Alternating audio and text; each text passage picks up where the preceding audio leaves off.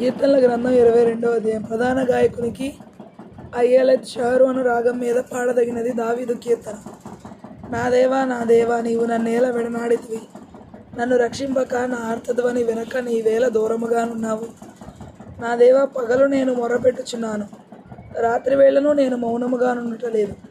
అయినను నీవు నాకు ఉత్తరమియ్యకున్నావు.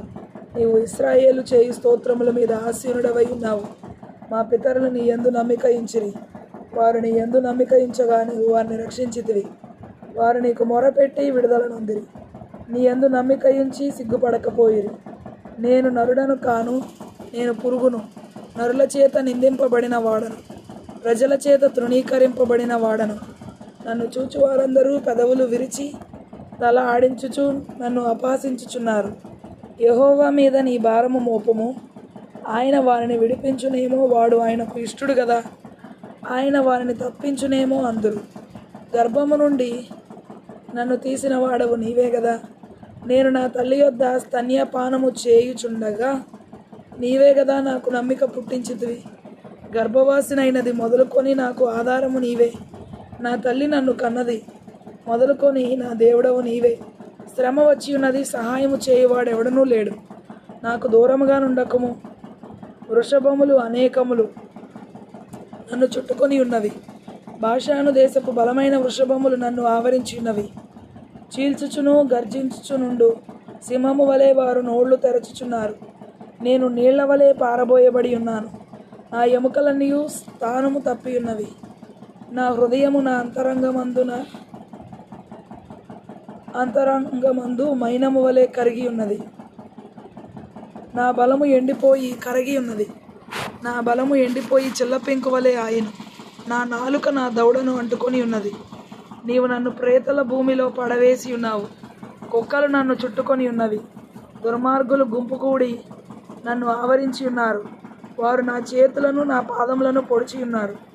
నా ఎముకలన్నీ నేను లెక్కింపగలను. వారు నిదానించుచు నన్ను తేరి చూచుచున్నారు.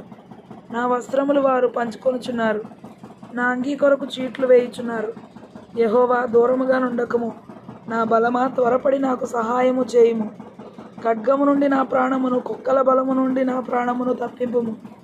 సింహపు నోట నుండి నన్ను రక్షింపుము. గురుపోతుల కొమ్ములలో నుండి నన్ను రక్షించి నాకు ఉత్తరమిచ్చి ఉన్నావు. నీ నామమును నా సహోదరులకు ప్రచురపరచెదను, సమాజ మధ్యమున నిన్ను స్తుతించెదను. యెహోవా యందు భయభక్తులు గలవారులారా, ఆయనను స్తుతించుడి. యాకోబు వంశస్థులారా, మీరందరూ ఆయనను గణపరచుడి. ఇశ్రాయేలు వంశస్థులారా, మీరందరూ ఆయనకు భయపడుడి. ఆయన బాధపడు వాని బాధను తృణీకరింపలేదు, దాన్ని చూచి ఆయన అసహ్యపడలేదు. అతనికి తన ముఖమును దాచలేదు. వాడు ఆయనకు మొరపెట్టగా ఆయన ఆలకించెను. మహాసమాజములో నిన్ను గూర్చి నేను కీర్తన పాడెదను. ఆయన యందు భయభక్తులు గల వారి ఎదుట నా మొక్కుబడులు చెల్లించెదను. దీనులు భోజనము చేసి తృప్తి పొందెదరు. యెహోవాను వెదకువారు ఆయనను స్తుతించెదరు. మీ హృదయములు తెప్పరిల్లి నిత్యము బ్రతుకును. భూదిగంతముల నివాసులందరూ జ్ఞాపకము చేసుకొని యెహోవా తట్టు తిరిగెదరు. అన్యజనుల వంశస్థులందరూ నీ సన్నిధిని నమస్కారము చేసెదరు. రాజ్యము యెహోవాదే, అన్యజనులలో ఏలువాడు ఆయనే. భూమి మీద వర్ధిల్లుచున్న వారందరూ అన్నపానములు పుచ్చుకొనుచు నమస్కారము చేసెదరు. తమ ప్రాణము కాపాడుకొనలేక మంటి పాలగు వారందరూ ఆయన సన్నిధిని మోకరించెదరు.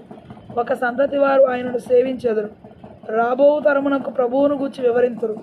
వారు వచ్చి ఆయన దీని చేసెనని పుట్టబోవు ప్రజలకు తెలియజేతురు. ఆయన నీతిని వారికి ప్రచురపరతురు.